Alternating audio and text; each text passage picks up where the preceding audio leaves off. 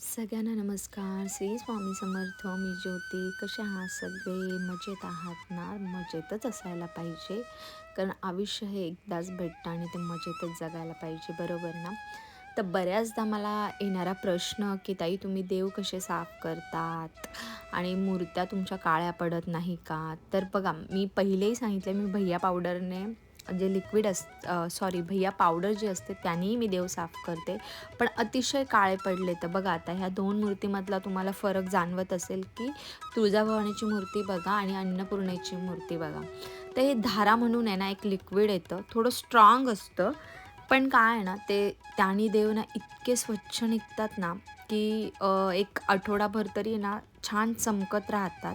आणि जेव्हाही आपण ह्या लिक्विडने देव साफ करतो ना, तर एक गोष्ट लक्षात ठेवायची, साफ केल्यानंतर आहे ना, आपलं खोबऱ्याचं जे ऑइल असतं ते थोडंसं नॉर्मल 1 डॉट, फक्त एक असं डॉट घेऊन आहे ना, फक्त मूर्त्यांना चोळायचं. त्यातनी काय होतं ना, की आपल्या मूर्त्यांची जी काही धूळ बसणार असेल काय, तर ती बसते. तर बघा, हे एवढं काळं निघतं जेव्हा आपण, आणि तुम्ही जितकं घासणार ना, पण हे लिक्विड जास्त यूज नाही करायचं. अतिशय एक थेंब बघा, मी इथे दाखवते. बघा, एवढाच एक थेंब आहे ना मूर्तीसाठी पुरेसा असतो. तर तो फक्त एक थेंब घेऊन आहे ना मूर्तीला सगळीकडे चोळून घ्यायचा. हे बघा, एकदम अलगद अलगद आहे ना सगळीकडे चोळून घ्यायचा. आणि त्यानंतर आहे ना, मग असा कपडा घ्यायचा की जो कॉटनचा असेल. तुम्ही दुसरा कोणताच कपडा घेऊ नका, किंवा जो जेंट्स लोकं कॉटनचा रुमाल यूज करतात ना, नवीन कोरा घ्यायचा, त्याला स्वच्छ धुवून घ्यायचा आणि त्याने बघा फक्त मूर्तीला चोळायचं आहे. अतिशय सुंदर मूर्त्या निघतात. आता इथे काही ताई म्हणतील की ताई, हे शास्त्रीय पद्धतीने ना देव साफ करण्याची पद्धत नाही आहे. हो, माहिती आहे, मलाही माहिती आहे. देवांना स्वच्छ करण्याची पद्धत खरोखर फक्त हे लिक्विड किंवा असे कुठलेही पितांबरी किंवा कोणत्याच गोष्टीने करायचे नसतात. पण जर ते देवांना पूर्ण कुठेतरी धूळ बसते, कुठेतरी काही अडकतंय, तर तुम्ही तो अभिषेक केल्यानंतर दह्याचा कण, सगळ्या गोष्टी अडकतात, हे होतात, तर स्वच्छ केले गेले पाहिजे. आणि त्यासाठी आपण स्वच्छ करतो. आणि एक गोष्ट जिथपर्यंत मला माहिती आहे, की जेव्हाही देव आपण त्यांच्या स्थानावरून उचलतो ना, तर त्याच्यात देवत्व नसतं असं म्हटलं जातं. हे मला कन्फर्म माहीत नाही, नाहीतर यावरही कमेंट्स येतील. असं मी ऐकलं आहे फक्त. तर आहे ना, आपण देवांना ना स्वच्छ करणं, म्हणजे त्या मूर्त्या स्वच्छ करणं भागच आहे, की कोणतंही नुसतं दही, लिंबू वगैरे टाकून खरोखर देव तितके स्वच्छ निघत नाही. ते थोड्या वेळ फक्त हे होतात, नंतर ते काळपट पडतात, कारण किती केलं तर ते पंचधातू आहे. आता ह्या पायऱ्यांबद्दल बरेच कमेंट्स आले होते. ॲक्च्युली मला देवारा चेंज करायचा आहे, पण थोडा वेळ लागणार आहे, कारण मला जसा हवा आहे ना, तो खूप वेगळ्या प्रकारचा देवारा आहे आणि तितकाच सुंदर मला बनवून घ्यायचा आहे. तर ह्या पायऱ्या मी घरीच बनवल्या आहे. हे आसन वगैरे त्याची मी ऑर्डर घेते. मी प्रत्येक व्हिडिओमध्ये सांगते, तरी कमेंट्स असतातच. पण सध्या ह्या आसनची आणि याची ऑर्डर मी सध्या स्टॉप केली आहे, कारण जी बहीण बनवते तिच्याकडे वेळ नाही आहे म्हणून. मी आता सध्या फक्त वस्त्र आणि मुकुटचीच ऑर्डर ठेवली आहे. तीच इतके आहे का बाकीच्या गोष्टींना खरोखर वेळ भेटत नाही आहे. हे, आणि एक ताई आहेत, त्यांनी मला पर्सनली पण मॅसेज केला आहे आणि कमेंट्समध्ये पण आलं आहे, की ताई तुम्ही जे मुकुट बनवतात ते आम्हाला बनवून दाखवा. तर बघा, आता मी त्या ताईंना खूप समजवण्याचाही प्रयत्न केला, की खरोखर म्हणजे मुकुट बनवतो ना, तेव्हा त्याला खूप वेळ लागतो. असं इझिली ते लगेच एका दिवसात बनण्यासारखी गोष्ट नाही, आणि तेवढा मला वेळ पाहिजे. आणि आत्ता माझ्या घरी लग्नाचा व्हिडिओ तुम्ही बघितलाच असेल, त्यामुळे मी गावी होती म्हणून सगळ्या ऑर्डर मागे-पुढे झाल्या. तर मला पहिले माझं काम केल्यानंतर मी ते करू शकते. आणि एखाद्याला आपण काही शिकवतोय, तर ते प्रॉपर शिकवलं गेलं पाहिजे आणि त्यांना ते समोरच्याला आलंही पाहिजे, हा माझा उद्देश असतो. म्हणून आहे ना, मला थोडासा वेळ द्या. मी नक्की मुकुट ज्या ताईंना खरंच म्हणतात ना, पैसे देऊन घेणं पॉसिबल नाही आहे किंवा त्यांच्यापर्यंत कुरिअर पोचत नाही, माझाही प्रयत्न आहे का मी माझ्यासारखी कला समोरच्यालाही शिकवावी, जेणेकरून ज्या ताईंना खरोखर वाटतं मी हे करू शकते, मलाही हे जमू शकतं, आणि त्यांनी एक छोटासा स्वतःचा घरगुती बिझनेस स्टार्ट करावा, हा माझाही प्रामाणिक प्रयत्न आहे. पण काही गोष्टी माझ्या कारण हे माझं एक बिझनेसच आहे असं म्हणायला गेलं तर, वस्त्रांचा. आणि मी खरंच सांगते, कितीतरी मुकुट माझ्या हाताखालून असे गेले आहेत की ते पुन्हा बनवता येत नाही. हे सगळं स्वामींनी करून घेतलेल्या गोष्टी आहेत. आणि खूप ताईंना जर असं वाटत असेल की ताईंनी आम्हाला शिकवलं आणि आम्हाला येईल, तर अतिउत्तम ती गोष्ट.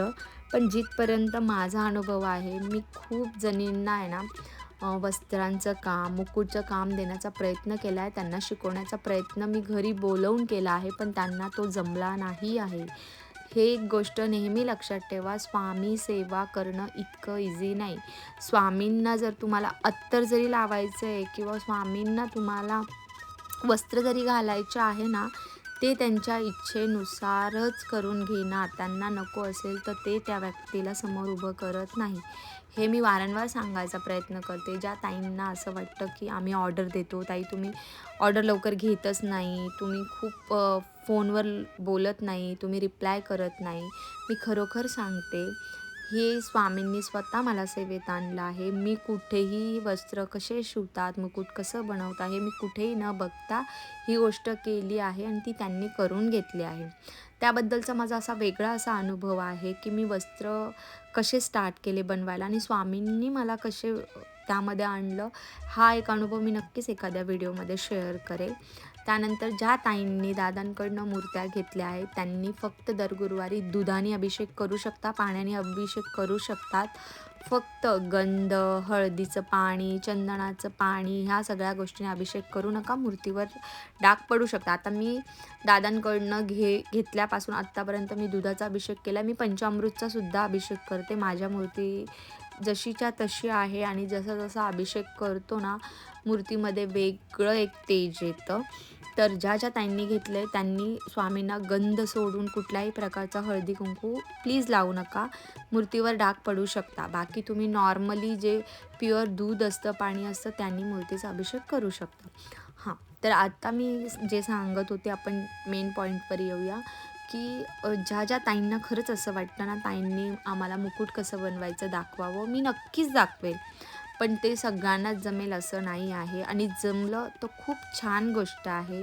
त्यासाठी मला तुम्ही म्हणाल की सगळेच मुकुट दाखव, तर ते मलाही पॉसिबल होणार नाही. कारण ते माझं काम आहे आणि बऱ्याच ताई ते करतात. ज्या श्रद्धेने करतात त्याच्यासाठी माझीही तुम्हाला दाखवण्याची गरज नाही. स्वामी स्वतः तुम्हाला त्याच्यासाठी निवडतील. मी दाखवल्यामुळे तुम्हाला ती गोष्ट जमेल असं नाही आहे. देवाच्या मर्जीशिवाय झाडाचं पानही पडू शकत नाही, तर हे ते स्वतः परिधान करतात वस्त्र. सेकंड कमेंट जी माझी नेहमी असते की ताई ह्या वस्त्राची काय प्राईस, त्या वस्त्राची काय प्राईस, मी का सांगत नाही, कारण बघा कसं आहे, माझ्याकडे खूप वेगवेगळ्या प्रकारचे वस्त्र असतात. तुम्हाला मार्केटमध्ये कुठेच असे वस्त्र भेटणार नाही. ते वस्त्र तुम्हाला फक्त माझ्याकडे भेटतील. त्याचं कारण काय आहे, तर माझं जे काम आहे वस्त्रांचं, ते एक बुटीकसारखं आहे. म्हणजे जसं तुम्ही स्वतःची ब्लाऊज, स्वतःचा ड्रेस कस्टमाइज करून बुटीकमधून घेतात ना, त्याच प्रकारे मी स्वामींचं प्रत्येक वस्त्र हे कस्टमाइज करून देते. माझ्याकडे तयार कुठलेही वस्त्र मुकुट नसतं. जेव्हा तुम्ही मला सांगणार की आम्हाला अशा प्रकारचं वस्त्र पाहिजे, ती प्रत्येक गोष्ट मी कस्टमाइज करून देते. त्यामुळे त्याची प्राईज ही फिक्स नाही आहे. आता हा मी परिधान जो स्वामींना जो परिधान केला आहे ना मुकुट, तो बघा कसा आहे. आता असा मुकुट आहे ना, खूप ताईंनी ऑर्डर केला, पण हा सेम टू सेम मुकुट बनलाच नाही आहे.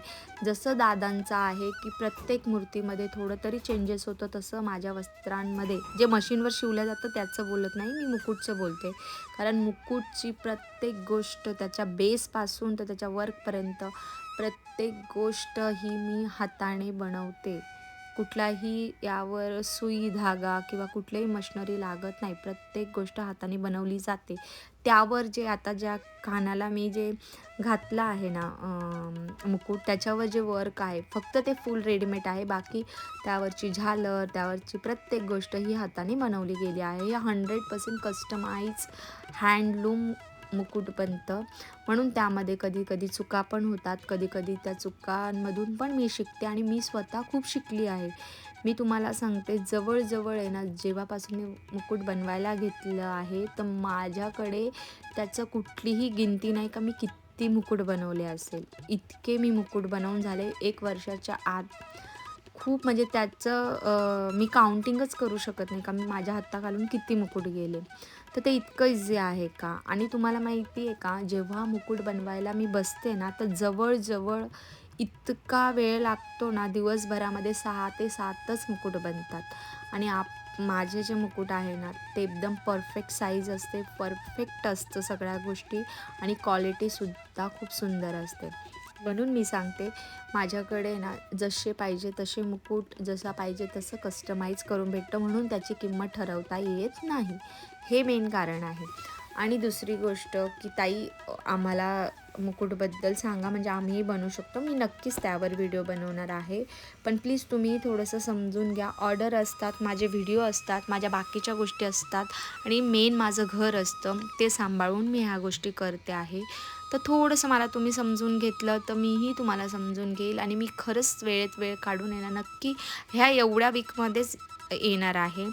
आणि मला अजून एक सगळ्यांना ही गोष्ट विचारायची आहे की किती लोकांना असं वाटतं की खरंच मी फेस रिव्हील केला पाहिजे, मी तुमच्या समोर येऊन बोलली पाहिजे.